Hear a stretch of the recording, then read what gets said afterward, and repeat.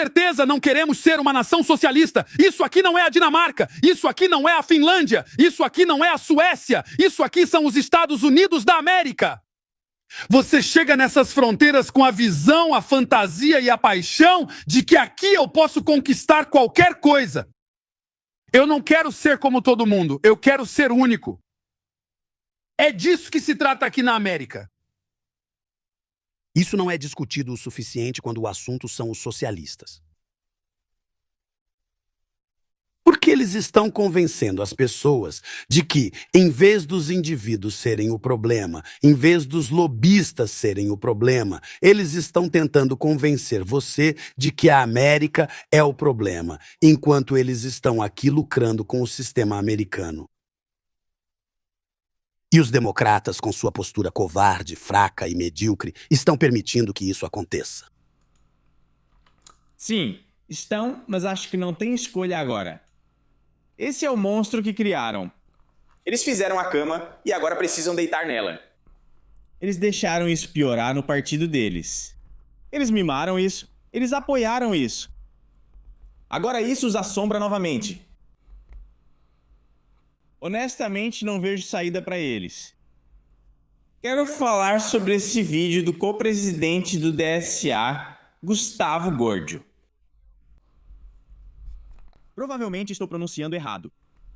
Porque ele vai na Fox e simplesmente fala algumas das coisas mais absurdas. E aqui está a coisa mais absurda de toda essa situação. O próprio Gustavo, sua família, fugiu do socialismo. É sério, não estou nem brincando. Não estou nem brincando. A família dele deixou o país de origem para vir para os Estados Unidos porque o socialismo destruiu o país deles. E agora esse cara está aqui nos Estados Unidos como membro dos socialistas democráticos da América. Socialista, certo? Esquece a parte do democrático. Esse cara está aqui nos Estados Unidos como co-presidente socialista, tentando empurrar exatamente a mesma coisa que fez a família dele sair do país de origem em primeiro lugar. É absolutamente incrível. Mas vamos assistir esse trecho, cara, porque... é ridículo. Vamos lá. Socialistas democratas já focam na disputa presidencial de 2028 após vitórias nas primárias para o Congresso neste ano. A agenda deles inclui acabar com o Senado dos Estados Unidos, permitir que o Congresso escolha um executivo e um judiciário para substituir o presidente e a Suprema Corte. Anistia para todos os imigrantes, fim das deportações, corte de verbas para o Departamento de Guerra, imposto sobre grandes fortunas e aprovação de um Green New Deal, entre outras questões que você vê aí no quadro. Então, com isso, trazemos Gustavo Cordillo, co-presidente dos Socialistas Democráticos da América da cidade de Nova York. Obrigada por estar conosco. Obviamente, esse é um assunto muito polêmico. Neste momento. Por nos convidar. Obrigada por estar aqui. Estávamos conversando no intervalo e nos cumprimentando. Sua família veio do Peru, bem no auge do Sendero Luminoso. Eles eram guerrilheiros comunistas maoístas no Peru. Então, por que sua família veio para os Estados Unidos? A situação econômica na América do Sul e no Peru estava realmente muito ruim. Mas eu acho que grande parte do que podemos dizer que foi responsável por isso, na verdade, foi a imposição do capitalismo. E o imperialismo americano, em muitos casos, é, na verdade, o que traz imigrantes para os Estados Unidos, vindos da América Latina. E então eles vêm para cá porque não gostam da imposição do imperialismo americano no país em que estão? Sim, em muitos países. Então eles vêm para cá. Em muitos países, sabe, houve golpes antidemocráticos que desestabilizaram os países. Isso não faz nenhum sentido. Nenhum. Ele está só falando besteira, falando sem pensar, praticamente, só está falando bobagem nesse ponto. Certo? Só está falando besteira. Isso é simplesmente ridículo. Essas pessoas simplesmente inventam coisas. Só inventam. E como eu disse, a ironia de toda essa conversa é o fato de que a família dele teve que fugir exatamente daquilo que ele está tentando trazer para os Estados Unidos. A família dele precisou sair do país por isso. Agora ele está na América tentando promover isso. É loucura. Você literalmente não pode inventar isso. Não dá para inventar. O que foi isso? O que acabou de acontecer? e isso afastou as pessoas. Você pensaria que elas iriam para um lugar onde isso não fosse imposto, se fosse o caso. Mas, sabe, é interessante porque o Sendero Luminoso, se você olhar o que eles queriam derrubar as instituições democráticas no Peru. Eles queriam abolir o capitalismo no Peru. E vemos alguns desses mesmos elementos no DSA em termos do que ele representa. E uma das coisas é muito básica. Sabe, nós acabamos de celebrar o aniversário de 250 anos do país. E uma das coisas mais básicas é o artigo 1 da nossa Constituição. Você é a favor de abolir o artigo 1 da Constituição? Não, nós apoiamos um caminho democrático para mudanças transformadoras nos Estados Unidos. Defendemos priorizar a classe trabalhadora em vez da classe bilionária. Então você não quer abolir o Senado dos Estados Unidos, pois é disso que trata o artigo 1. O Senado dos Estados Unidos é uma instituição não democrática. Ele dá mais representação para as pessoas em estados menores do que para os 30 milhões de pessoas na Califórnia. Esse é literalmente todo o propósito. Mas nada do que esse cara fala faz qualquer tipo de sentido. Nenhum. Nenhuma. Ouça o desabafo dele sobre o Senado aqui. Para os 30 milhões de pessoas na Califórnia, A Câmara dos Representantes é baseada na população e há também o Senado. Então, todo estado, se você é um estado pequeno, ainda assim tem 2 senadores, mesmo que talvez só tenha um deputado, para que todos os estados tenham uma representação justa. Então você diz, estou confusa.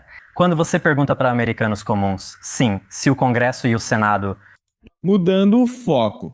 nosso sistema político está funcionando para eles, a maioria das pessoas está muito insatisfeita com o sistema político e diz que ele não funciona para elas. Quando pensamos no aniversário de 250 anos dos Estados Unidos e lembramos dos momentos mais orgulhosos da nossa história, eu penso em épocas em que pessoas comuns se levantaram e mudaram a Constituição para abolir a escravidão, para dar às mulheres o direito de votar. Todo mundo se orgulha disso. E esse é um orgulho em todo o país. Na época, esses movimentos eram vistos como radicais porque defendiam uma mudança transformadora nos Estados Unidos. Lutamos por uma união mais perfeita. Mas pergunto novamente, você quer abolir o Senado dos Estados Unidos?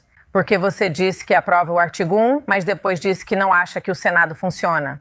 Nós achamos que o Senado deveria ser reformado, que deveríamos ter um sistema de governo mais democrático. Essa é uma mudança de longo prazo que buscamos. No curto prazo, focamos em temas como custo de vida, congelamento do aluguel, que já fizemos em Nova York, criação de um sistema universal de creches, que estamos implementando, e melhorias na rede elétrica. Em 2023, em Nova York, aprovamos o Build Public Renewables Act, que cria energia renovável pública para uma rede mais confiável, barata e limpa.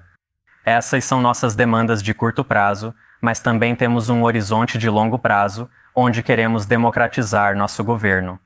No curto prazo, priorizamos o custo de vida e a questão econômica da classe trabalhadora. A questão é, como o governo se torna mais democrático se ele assume mais poder? Então, por exemplo, aqui em Nova York, se você tiver supermercados de propriedade do governo, certo? E foi isso que Mamdani prometeu. Eu sei que você apoiou a eleição dele e eu o entrevistei aqui.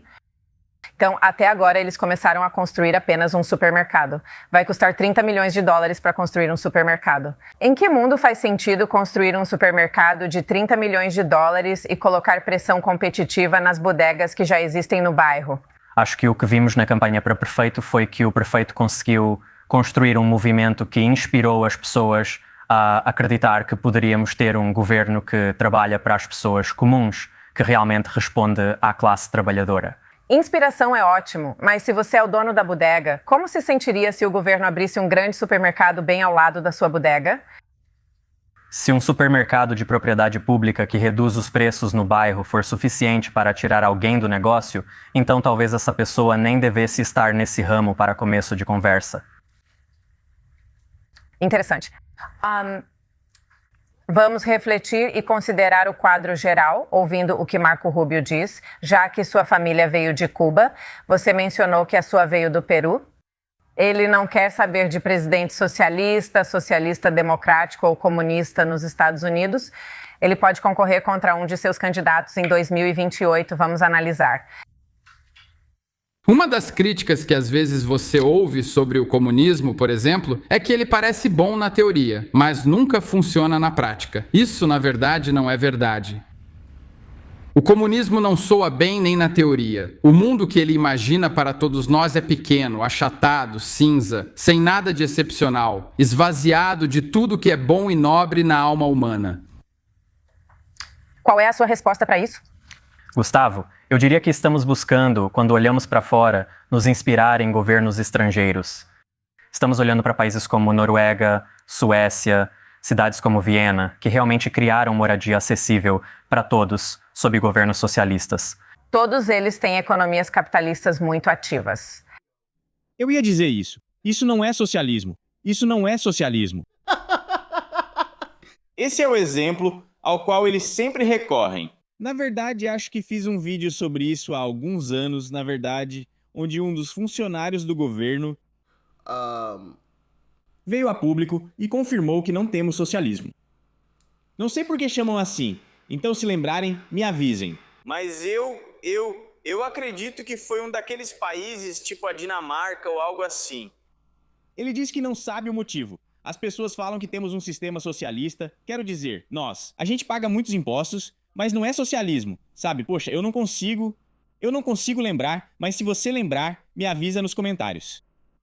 Esses países têm grandes investimentos e empresas de tecnologia bem-sucedidas. Ainda operamos dentro do capitalismo. Sim, estamos tentando aprovar reformas transformadoras, sim, para criar uma economia que funcione para a classe trabalhadora.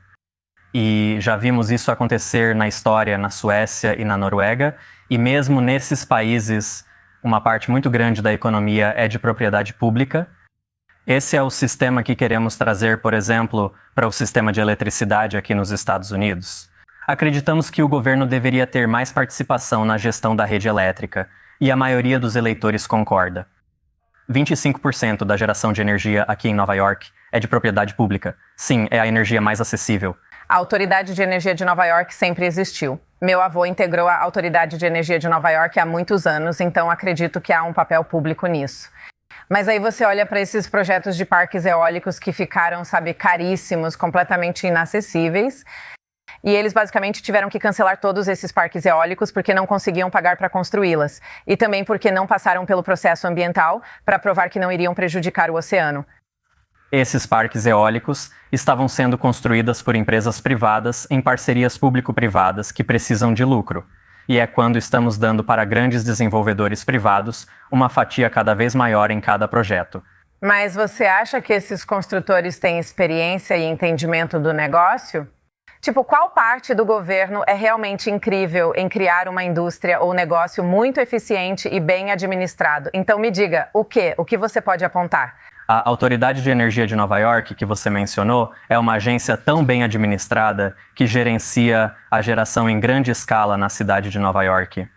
Nossa água, gerida pelo município, está entre as melhores do país. Bem, essas coisas existem há décadas, como acabei de mencionar. Mas, a questão de querer ou não um papel maior para o governo é uma das grandes questões. Aqui, vamos observar o novo acampamento de pessoas em situação de rua na West 45th Street. Desde que o prefeito Mamdani assumiu, ele não quer retirar pessoas em situação de rua das ruas. E isso está causando muitos problemas para os pequenos empresários que tentam manter uma empresa, um negócio ao longo dessa rua. O que você acha disso? Quando você olha para essa miséria na cidade de Nova York? Eu acho que é uma grande crise. E isso existe há décadas, com capitalistas como prefeitos. Não foi assim, não. Não era isso que eu quis dizer. Estou aqui há muito tempo e essas situações vão e vêm. O prefeito Adams realmente retirou das ruas os acampamentos de pessoas em situação de rua, porque eles não são seguros para as pessoas que vivem lá e também não são seguros para as pessoas que moram ao redor. O problema que estamos enfrentando no nosso sistema habitacional é que falamos sobre os inquilinos e dizemos que eles têm que se virar sozinhos, dar um jeito por conta própria, devem ser financeiramente responsáveis. Mas quando olhamos para os proprietários, nós não usamos esses mesmos padrões. Os proprietários em Nova York têm tido um retorno de 12% sobre seu investimento, em média. Quanto seria justo o proprietário ganhar? Se não gosta de 12? Nada. Absolutamente nada. É isso que ele pensa. E você não vai conseguir mais moradias, vai ter pessoas como ele tentando resolver, e ele não faz ideia, não tem a menor noção. Cara, parece que ganhar qualquer dinheiro é crime para esse pessoal. Quando é você que está assumindo o risco, né? Claro, os proprietários merecem ganhar algum dinheiro, afinal são eles que estão assumindo o risco. São eles que fizeram o investimento inicial para comprar o imóvel em primeiro lugar. O empréstimo está no nome deles e são responsáveis por consertar o imóvel caso algo dê errado. Então eles merecem ganhar um trocado por isso. Qual o problema nisso? Eles reclamam que 12 não basta. Não achamos que alguém deva ter direito constitucional a retornos de 2 dígitos em investimentos. Por isso implementamos. Ninguém deveria ter direito a retorno de 2 dígitos em investimento. Ninguém tem esse direito. Isso não está, do que você está falando, isso não está na Constituição, mas nós. O que vemos é que, quando implementamos um congelamento de aluguel, temos proprietários reclamando que o governo vai tirá-los do negócio. Querem administrar um negócio e estão tentando fazer isso de forma eficaz. Não, sabe, fazer. Todos os proprietários são perfeitos, alguns proprietários são ruins. Claro que existem, mas eu só acho que a ideia de que ninguém deveria ter um lucro de 2 dígitos é o oposto do desejo de, tipo, você pode ser o que quiser em Nova York. Na verdade.